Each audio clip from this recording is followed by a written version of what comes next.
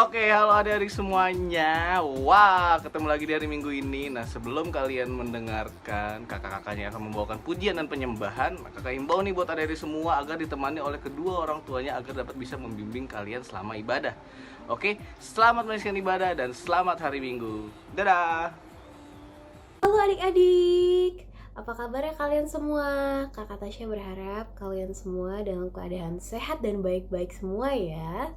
Nah, tiba saatnya kita mau memulai ibadah kita dan kita mau sama-sama memuji Tuhan. Untuk itu, Kakak Tasya mau kalian semua bangkit berdiri dan kita mau sama-sama nyanyikan lagu ini.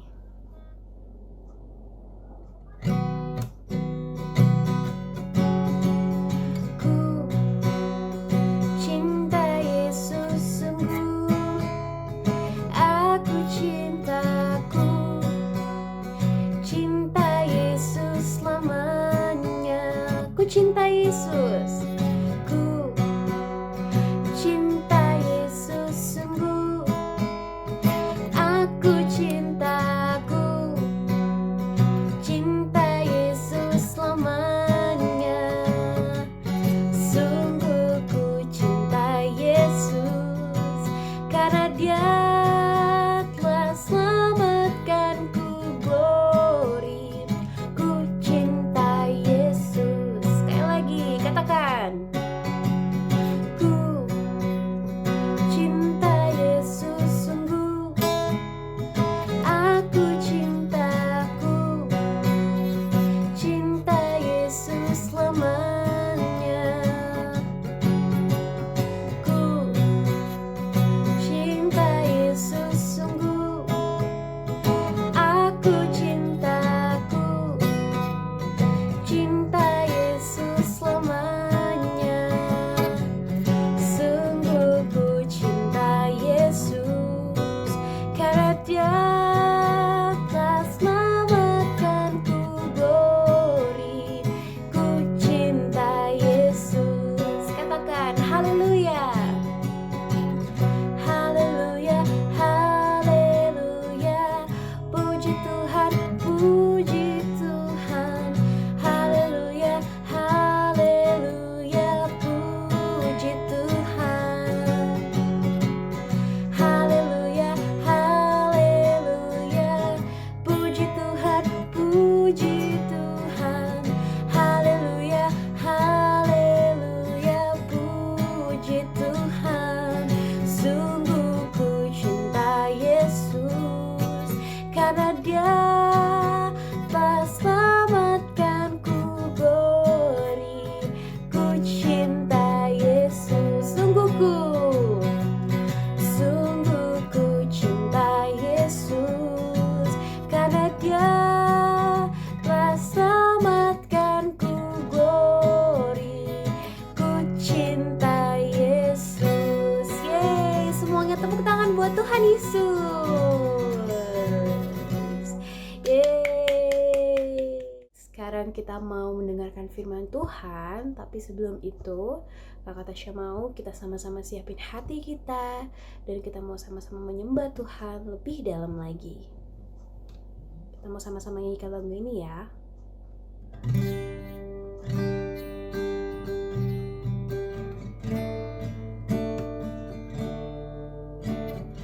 Ku ingin dengar cerita tentang kebaikan Tuhan. Biarlah cerita itu tetap tinggal dalam hatiku sampai selamanya. Katakan, ku ingin dengar cerita tentang kebaikan Tuhan. Biarlah cerita itu tetap tinggal dalam hatiku sampai selamanya.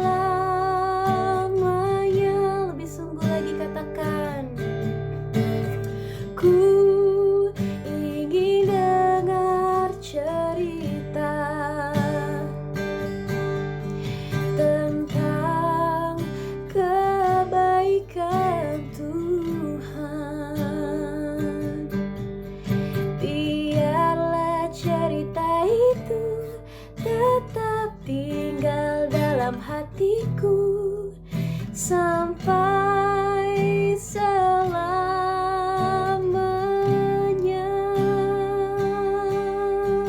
Yuk kita sama-sama menyembah Tuhan adik-adik. Kakak mau semuanya tutup matanya. Angkat tangan kita sama Tuhan Yesus dan sama-sama katakan haleluya.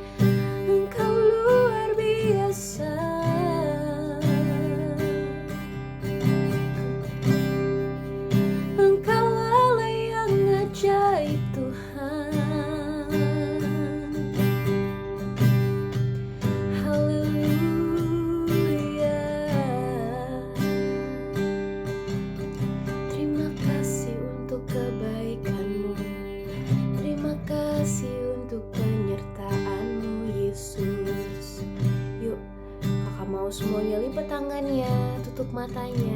Kita mau sama-sama satu dalam doa. Bapa yang baik, terima kasih Tuhan. Kami sudah memuji dan membesarkan nama-Mu. Bahkan kami telah menyembah-Mu Tuhan. Tiba saatnya kami akan mendengarkan firman-Mu Tuhan. Ya Tuhan, berkati kami semua. Biarlah kami dapat menjadi anak yang taat dan dengar-dengaran akan firman-Mu Tuhan. Dan biarlah firman itu bertanam, bertumbuh, dan berbuah bagi setiap kehidupan kami Tuhan. Berkati Kalintang Tuhan yang akan membawakan firman-Mu, berikan hikmat agar apa yang disampaikan Tuhan dapat kami mengerti dan dapat kami lakukan dalam kehidupan kami sehari-hari. Terima kasih Yesus. Dalam nama Tuhan Yesus kami telah berdoa dan mengucap syukur. Haleluya. Amin. Selamat mendengarkan firman Tuhan. Tuhan Yesus memberkati. Shalom adik-adik, apa kabarnya hari ini? Dahsyat luar biasa. Kakak Lintang percaya adik-adik tetap setia di rumah aja dan tetap setia mendengarkan firman Tuhan. Nah, apa sih hari ini Kakak Lintang mau cerita apa sih Kak? Kakak Lintang mau cerita tentang tokoh Alkitab seorang laki-laki, huruf depannya B. Ada yang bisa tebak? Tara, Benyamin. Nah, tak kenal maka tak sayang, maka Kakak Lintang mau memperkenalkan Benyamin dulu nih sebelum Kakak Lintang cerita lebih jauh lagi. Benyamin itu anak dari seorang laki-laki dan seorang perempuan tentunya, yaitu dari Yakub dan dari Rahel. Dari ayah Yakub dan dari ibu Rahel ini sebenarnya Benyamin mempunyai kakak, yaitu kakak Yusuf. Jadi keluarganya Rahel dan ibu Rahel dan ayah Yakub itu adalah Yusuf dan siapa? Benyamin. Nah, tapi sebelum menikah dengan Rahel, Yusuf harus kerja 7 tahun. Terus setelah 7 tahun bukan mendapatkan Rahel dulu, tapi mendapatkan Lea. Jadinya 14 tahun. Nah, akhirnya kan menikah dulu dengan Lea kan. Nah, dari situ pokoknya jumlah anak Yakub dengan Lea dan Rahel ada 12 laki-laki dan 1 perempuan. Banyak banget ya adik-adik ya. Nah, terbukti berarti istri yang paling dicintainya adalah Rahel. Oke. Nah, dari situ akhirnya ada akar pahit dan kebencian dari saudara-saudara anaknya dari Lea terhadap anak dari Rahel. Ada keirihatian, ada kebencian yang membuat Yusuf terbuang, Yusuf dijual. Dan akhirnya Rahel pun hanya mempunyai 1, yaitu Benyamin. Tapi Rahel ini udah gak ada nih adik-adik. Rahel ini meninggal ketika melahirkan Benyamin. Jadi ceritanya Benyamin ini lahir di Bethlehem. Kenapa Kak kok bisa lahir di Bethlehem? Karena mereka sedang dalam perjalanan ke rumahnya Ishak, yaitu ayahnya Yakub. Nah, di dalam perjalanan terjadilah kelahiran. Sebelum lahir itu Rahel merasa kesakitan sekali yang membuat dia meninggal. Tapi sebelum meninggal, Rahel memberi nama anaknya ini adalah Ben-Oni, yaitu anak kedukaan. Tetapi ayah Yakub akhirnya merubah dan mengganti namanya menjadi Benyamin, yang artinya anak tangan kanan, anak keberuntungan, anak kesayangan. Yakub berharap Benyamin bisa membanggakan dan memberikan kebahagiaan kepada dia dan keluarganya. Wah, jadi kita bisa belajar nih adik-adik dari sebuah nama. Nama itu adalah doa dari orang tua. Nah, udah kayak gitu nih, udah namanya udah bagus, udah punya makna. Sekarang kita mau beranjak ke cerita di Kejadian 42 sampai 43. Adik-adik bisa baca, tapi Kakak Lintang singkatin ceritanya dengan jadi terjadi setelah 7 tahun kelimpahan, terjadilah 7 tahun kelaparan. Setelah melimpah, ada lapar. Nah, karena ada hukum tabur tuai dan hidup ini berputar, tidak selalu di atas tapi juga bisa di bawah. Oleh karena itu, di kejadian ini nih, Kejadian 42 juga diceritakan ada kelimpahan 7 tahun lamanya dan sekarang mengalami 7 tahun kelaparan. Di dalam kelaparan itu tidak ada lagi gandum, tidak ada lagi stok, tetapi Yakub mendengar bahwa di Mesir ada stok gandum. Nah, akhirnya Yakub ini memerintahkan 10 saudara Benyamin untuk pergi ke sana. Tetapi tidak bersama Benyamin karena Benyamin ini masih bungsu, masih kecil.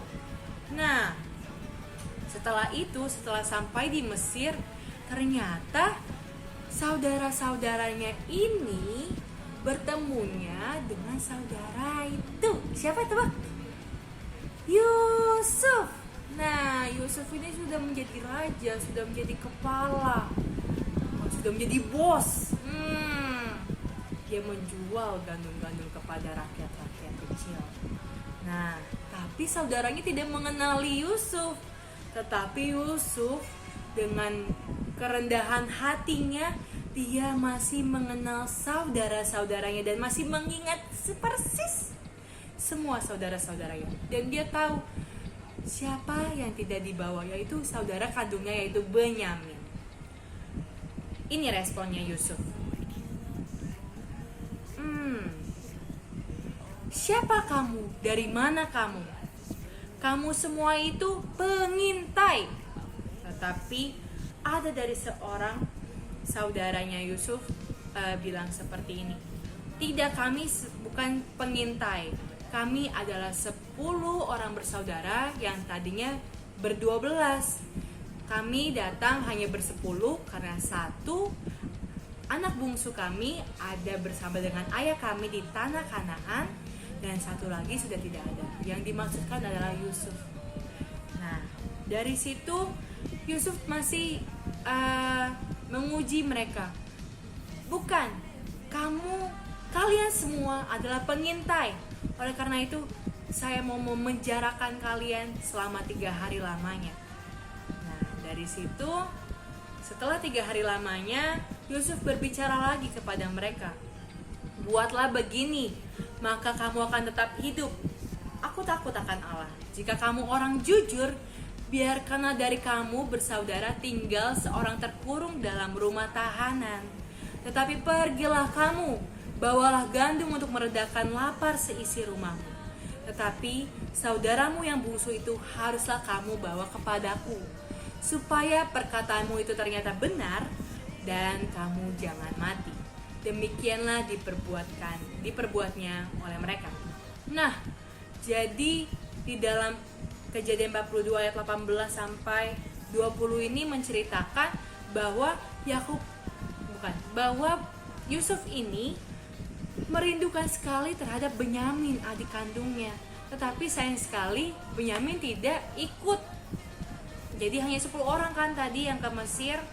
Nah, oleh karena itu sebagai jaminannya si Yusuf menarik satu saudara sebagai jaminan. Yaitu siapa, teman-teman? Yaitu Simeon.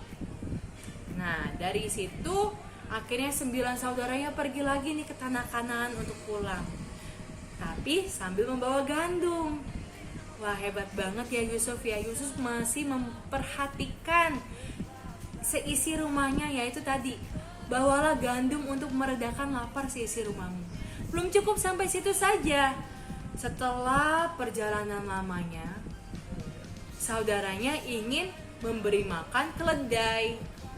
Nah, dari situ terdapat, setelah dibuka ternyata ada uang. Jadi dikembalikan lagi uangnya.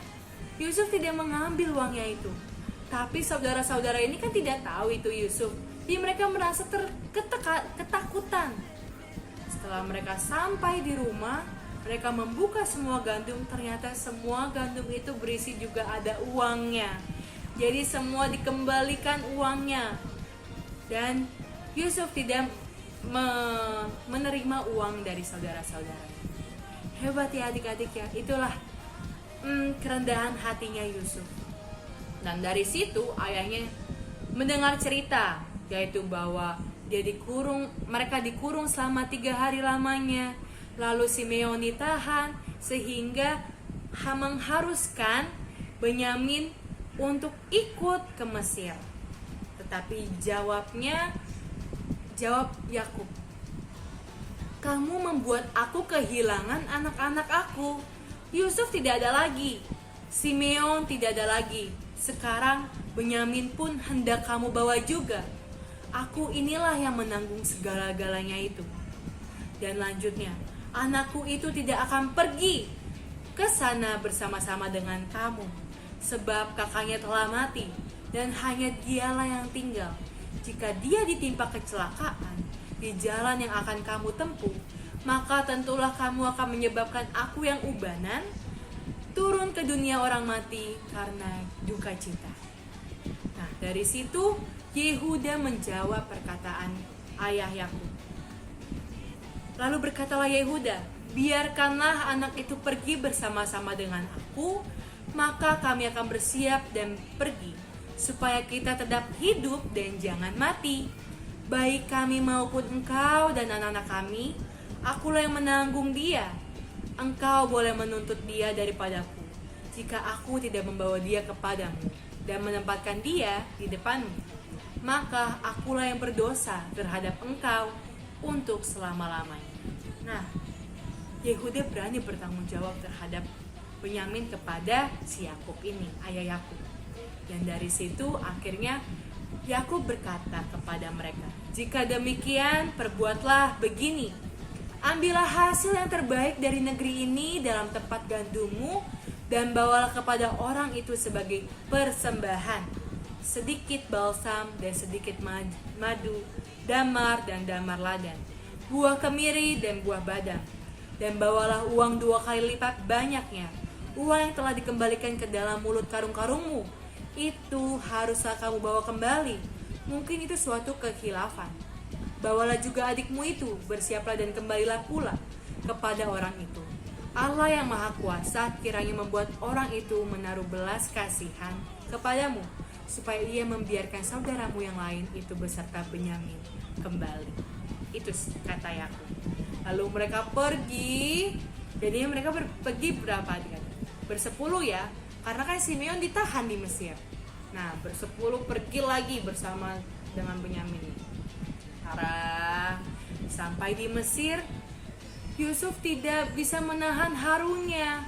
Akhirnya dia pergi dulu ke belakang untuk menangis. Lalu dia pergi lagi untuk mengunjungi mereka dan menghidangkan mereka makanan. Semuanya mendapatkan makanan, tetapi Benyamin mendapatkan 5 kali lipat lebih makanannya, karena Yusuf sangat menyayangi Benyamin ini. Nah, kenapa sih Benyamin sangat dikasihi? Karena tadi, pertama adalah Benyamin ini adalah saudara kandungnya Yusuf. Dan Benyamin itu tetap setia loh adik-adik untuk mendoakan Yusuf. Dan dia sangat bersedih ketika sudah kehilangan Rahel, ibunya, kehilangan lagi kakaknya yaitu Yusuf. Nah, dari situlah Yusuf juga merasakan sedih, sakit. Jadi kita bisa belajar adik-adik bahwa ada ikatan kasih persaudaraan di dalam Ibrani 13 ayat 1. Peliharalah kasih persaudaraan. Yuk adik-adik mungkin punya adik, punya kakak. Yuk ikat kasih itu. Kalau tidak punya seperti kakak Lintang nih, anak tunggal, menjadikan teman-teman atau saudara dari jauh sana itu sebagai saudara adik, karena kita itu dilahirkan oleh Tuhan. Kita ini dipersatukan oleh darah Yesus, yaitu Kristus sendiri. Nah, kita diselamatkan juga oleh Tuhan Yesus. Jadi adik-adik harus nih membangun komunikasi, membangun kasih sayang antar sesama, karena itu penting adik-adik. Jadi ayo, hukum pertama adalah kasih kepada siapa? Kasih kepada Tuhan. Dan hukum kedua adalah kasih kepada sesama. Jadi jangan sampai lupa nih hukum kedua, dan jangan sampai juga lupa nih hukum pertama. Hukum pertama adalah yang utama, hukum kedua jangan terlupakan, karena itulah hukum yang harus kita taati, yaitu adalah kasih. K-A-S-I-H, K-A-S-I-H. Kasih. Kasih itu sabar, tidak suka marah-marah, sayang kepada teman. Seperti apa? Seperti kasih Yesus. Jadi adik-adik yuk, kakak Lintang mengajak selalu mengasihi.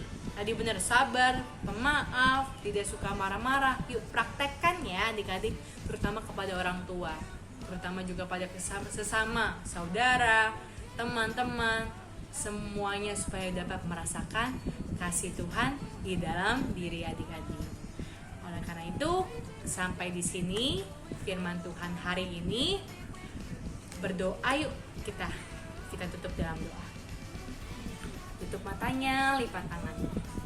Tuhan Yesus, terima kasih Tuhan, kami sudah mendengarkan cerita Benyamin dan saudara-saudaranya, terutama Benyamin dengan Yusuf Tuhan. Kami percaya Tuhan, supaya kami semua dipenuhi oleh kasih, kami semua dipenuhi oleh kerendahan hati, supaya kami merasakan kasih Yesus lebih utama lagi Tuhan. Tuhan, berkati adik-adik Tuhan, meskipun mereka masih kecil Tuhan, tapi mereka dapat merasakan dan dapat membagikan kasih itu kepada sesama mereka, terutama kepada keluarga mereka. Terima kasih ya Tuhan, berkati kehidupan kami Tuhan. Di dalam nama Yesus kami berdoa dan bersyukur. Haleluya. Amin. God bless you adik-adik. See you. Bye-bye. Halo adik-adik, demikian sekolah minggu online kita. Kita terus menikmati kasih setia Tuhan setiap hari. Dan setiap minggu kita tetap ketemu walaupun secara virtual.